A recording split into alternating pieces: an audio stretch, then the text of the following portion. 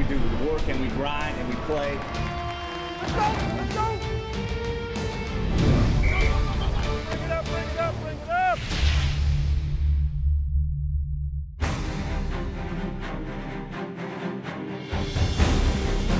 The weather might have cooled off just a bit here at Broncos training camp. However, the players bringing the heat during the team periods, although a couple of faces were missing. Welcome in, everybody, to Broncos Training Camp Daily. I'm Matt Boyer, joined by Phil Milani. And Phil, we did see a couple of friendly faces missing today. It was a vet day. Yeah, it was a vet day. We saw guys like Aqib Talib, Demarius Thomas, a few other vets out there, TJ Ward, Domata Peko. They got a day of rest, and head coach Vance Joseph just talked about, hey, it's a chance to give these guys get their legs back. We're at that point in camp where it's sort of that dead area where the excitement of camp starting is over with, and that first game is a week away now. So you're right in the middle there. Why not give the vets a day off, and also it gives some other guys an opportunity to get more reps. I didn't see you out there with a hat or a T-shirt. Yeah, you were full pads ready to go. I'm still going. Yeah, I'm like Chris Harris Jr.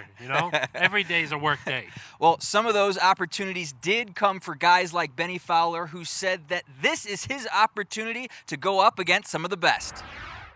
More reps for me. Me being a younger guy, had to go out there and take advantage of the opportunity with DT being out, and I made some plays today. There is a sense of urgency. You can see the way we're practicing, the attention to detail. So, it's season's approaching, and we're excited. So when you're getting those first line reps going against the no-fly zone, guys like Chris Harris Jr., only going to make you better. Yeah, exactly. I mean, going against that no-fly zone is going to make any offense better. We've seen the quarterbacks learn from them. And, Emmanuel Sanders had a really funny bite yesterday. We played it on the show and said, hey, yeah, that's a no-fly zone, but I have my own personal jet. So some of those guys have to have that mindset, though, going against the Chris Harris Jr., it's a step up. Lorenzo Doss has been having a great camp, but then when you're lining up against Aqib Talib, a little bit different type of deal. That bite made the rounds across all media, and one guy paying very close attention was Aqib Talib. Yeah, it was good. It made the news yesterday, so it was decent, I guess. Anything that make the news, man, is a pretty good quote. So he a good receiver, though, man. So long as we competing at a high level, man, in practice, man, we always making each other better. So Aqib Talib, one of the guys that we saw have a day off today, but for the other guys that were suited up, what did you see? Yeah, I thought that the offense really bounced back and had a nice day out there, particularly Trevor Siemian was in good flow, his hitting all sorts of targets, especially Jamal Charles. He was a vet that did not have a day off, but that's because he hasn't really been out there all that much, and as they get him more involved in the offense, you will get a chance to see, is he really healthy? What kind of weapon can he be for this Broncos offense? Because I think Broncos fans know if Jamal Charles is healthy, he can do a lot of damage out there. Yeah, Coach Vance Joseph said a lot of speculation has been, around the team with regards to snap count and things like that, but just having him back on the field is enough. With Jamal getting more team reps and getting more 7-on-7 reps, you can see his playmaking ability. Even today with the wheel route, as a receiver, he's going to be key for us. And in my opinion, to use Jamal in a certain role that will help keep him healthy. We can get 10 to 12 specialty plays per game for Jamal, screens and wheel routes and outside runs. That's going to make us a better football team. So Jamal Charles looking to make an impact no matter where he is used for the Broncos this season. But a man who always makes an impact for us right here, our own Broncos insider, Steve Atwater. Steve, we're talking about the A-list, Atwater's A-list, the best players from today's training camp. And today on the offensive side, who do we got? On the offensive side of the ball today, we have Carlos Henderson. He was our third-round pick out of Louisiana Tech. Today, Carlos had two beautiful catches for touchdowns, and he also does a great job of running with the ball after he catches it. I talked to him briefly after practice, and he mentioned to me that the game is really slowing down for him, and he's feeling a lot more comfortable with the plays in the playbook. And Coach Vance Joseph said basically the same thing, that it looks like the game is slowing down for him, and he's doing a lot better than he did in OTAs. On the defensive side of the ball now, we're staying with the young guys on the defensive side. Yes. On the defensive side of the ball, we got Adam Gotsis as the A-list player today. Adam is a second-year player. bit injured last year, but he's feeling a lot better this year, and we can tell by how he looks on the field.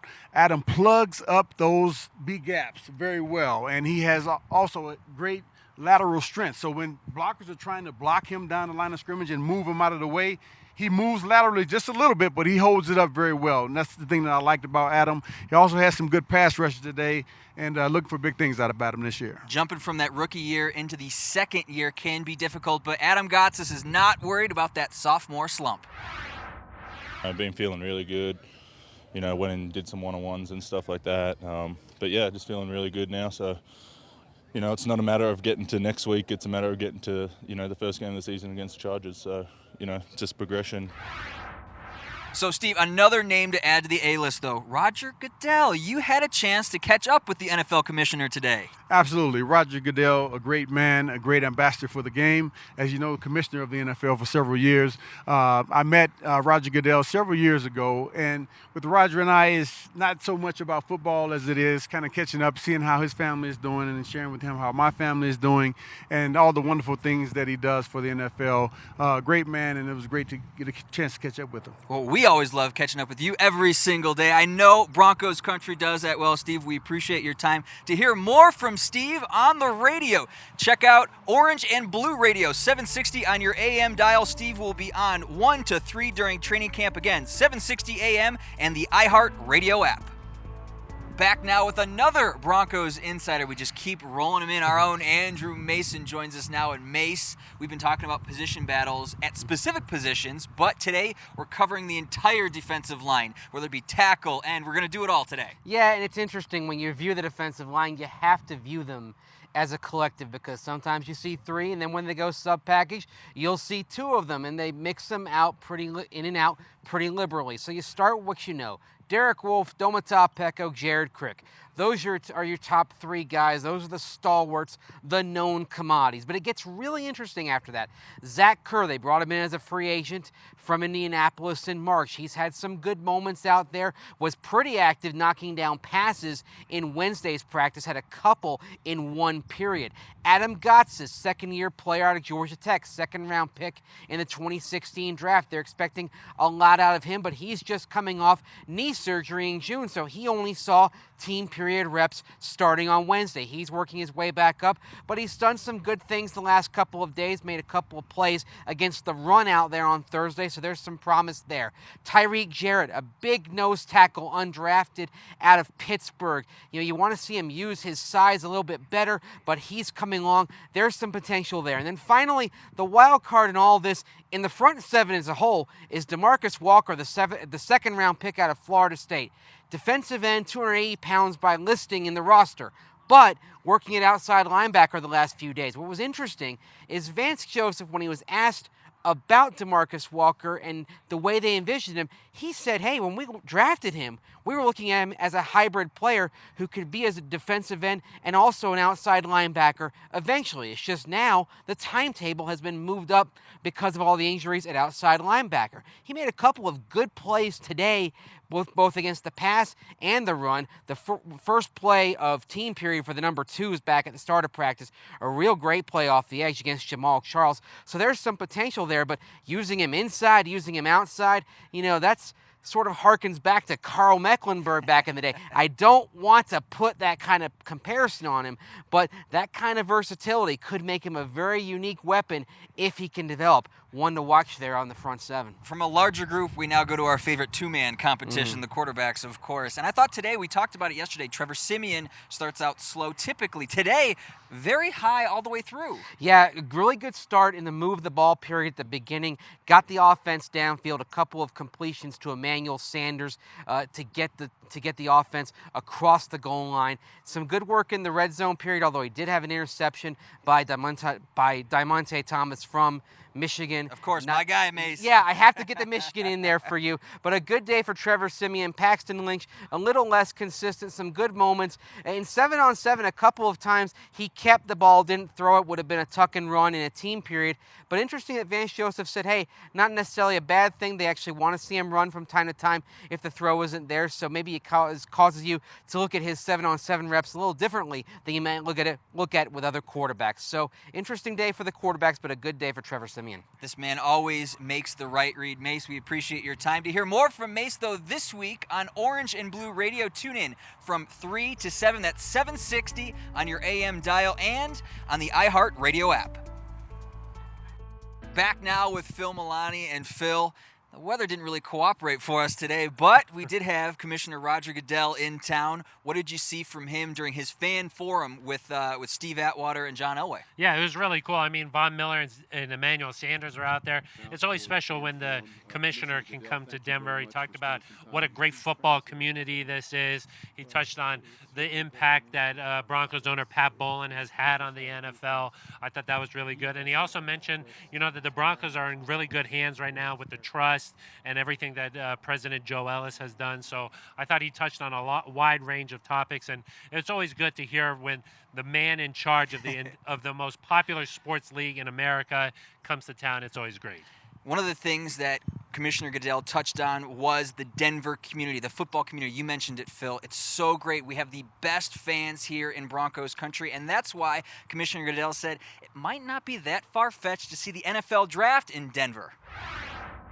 Great things is that there's been so much interest in hosting it. I think we had 14 cities that were in Philadelphia, obviously looking at the event, figuring out how they would do it. And it's gotten more competitive because I think people see the value of hosting that. This is a great community with a lot of passion, and I think they'd be great hosts. And I can't imagine we won't be here someday. The hard part for us now is being able to try to get everywhere they want us. All right, Phil. So are we going to see Commissioner Goodell shaking hands with the newest members of the NFL in Denver? I think that it would be great here in Denver. He said there's a lot of competition for it, but I think that Denver could be that next city where the fans really show up. There was such a great scene there in Philadelphia, but visit Denver, and the entire city of Denver needs to get behind it. But we have the hotels here. We have the convention center downtown. We have Union Station, a lot of venues where I think the draft would be awesome. For the full fan forum, be sure to tune in to denverbroncos.com. After today, the commissioner is going to Canton. He's actually there right now. He didn't bum a ride. Phil, you're going to Canton. Yeah, he said there was no more room left on the plane or something like that, so I'll be flying out tomorrow morning. But we got a lot of great stuff planned. We'll be there for the gold jacket where all the inductees get it on Friday night.